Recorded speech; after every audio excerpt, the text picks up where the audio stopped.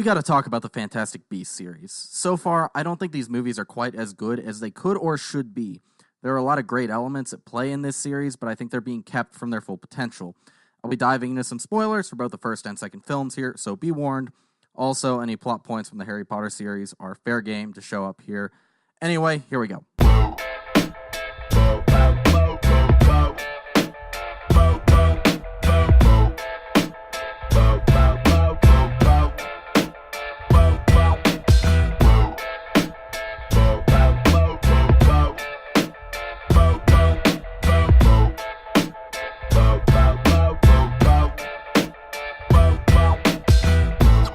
Let's start with the aspects of the story that are already working. The best thing these movies have going for them so far is the primary cast of characters. Newt, Tina, Jacob, and Queenie are all fun characters who have been pretty much able to carry the weight of this series on their backs alone thus far. They're all great, and Jacob is the best. Jeez. Jude Law's take on a younger Albus Dumbledore is great, as well as Johnny Depp as Grindelwald. That being said, Colin Farrell was amazing in the first film, and if they can find a way to bring him back as the real Percival Graves guy, they should do that. Aside from the cast, the set design is incredible across both films, specifically with regard to the Ministries of Magic in New York and Paris, but please never say MACUSA again, or No-Maj for that matter. Both have their own distinct feel, but it is obvious to the audience what each of them is even before we are told. The creature designs and effects are marvelous in my opinion.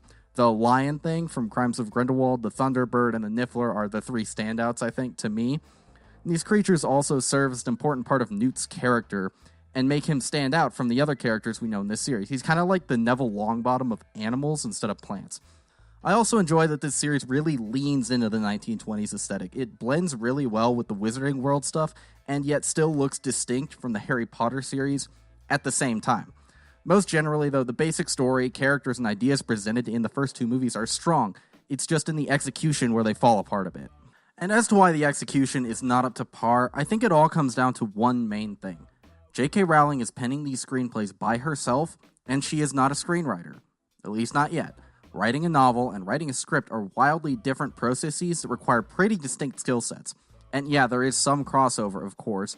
Examples of that would be creating characters and the broad strokes of a narrative, which is why these aspects of the Fantastic Beasts films are their strongest. This is where she's operating on familiar ground. I think the problem is that Rowling is writing these movies as if she was writing a new series of books.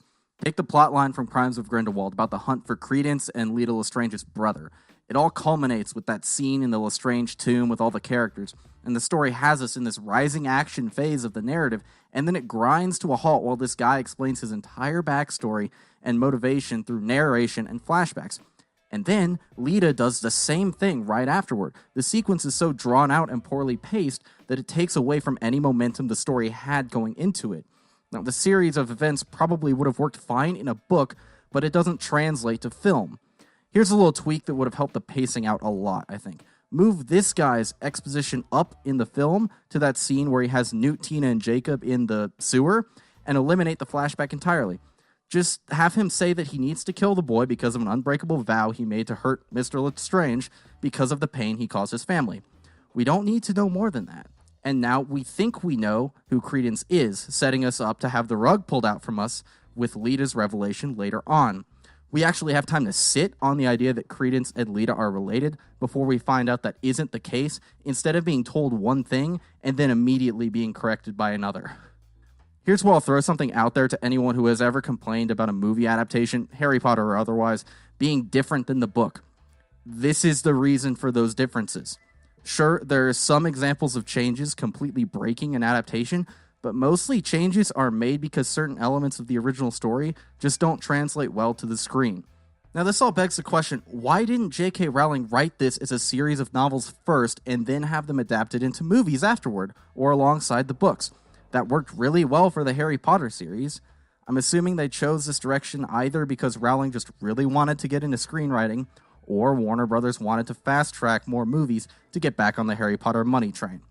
I'm betting it's the latter because Warner Brothers now has a track record of putting the cart before the horse. Looking at you, Justice League. Back to Rowling's screenwriting specifically, it just comes off as inexperienced. Because it is. She has 2 screenwriting credits to her name at this point, Fantastic Beasts 1 and 2. I respect the hell out of her for the ambition here, but most people work up to this scale over time. These are both pretty large-scale narratives involving a bunch of characters and interweaving storylines.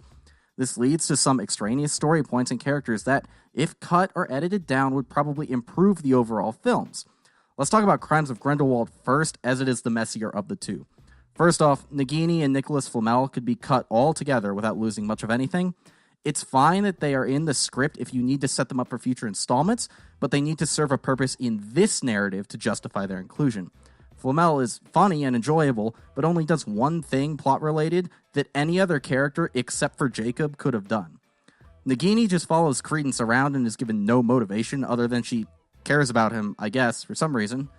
And back to that tomb scene, basically everyone is here, but only a few people actually needed to be. Credence, and Lita all have to be there. Newt and Tina are fine as they gain revelatory info about Credence and Lita, but that's it. Why is Jacob just standing around in the background? No one acknowledges him in the entire scene because he has no stake here.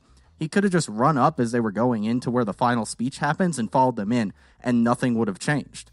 Now, the first movie is actually far more tightly written. There's really just one big script problem in this one, and that is that the two plot threads, Credence and the Obscurus, and Newt catching his creatures, have nothing to do with each other really, and basically just incidentally intersect at the end of the movie. Here's a minor change that I think fixes this almost entirely. Newt comes to New York because he heard there was an Obscurus there, and he wants to save them. His creatures get out, like in the movie, but now there are higher stakes because this is preventing him from achieving his goal of finding and helping that Obscurus.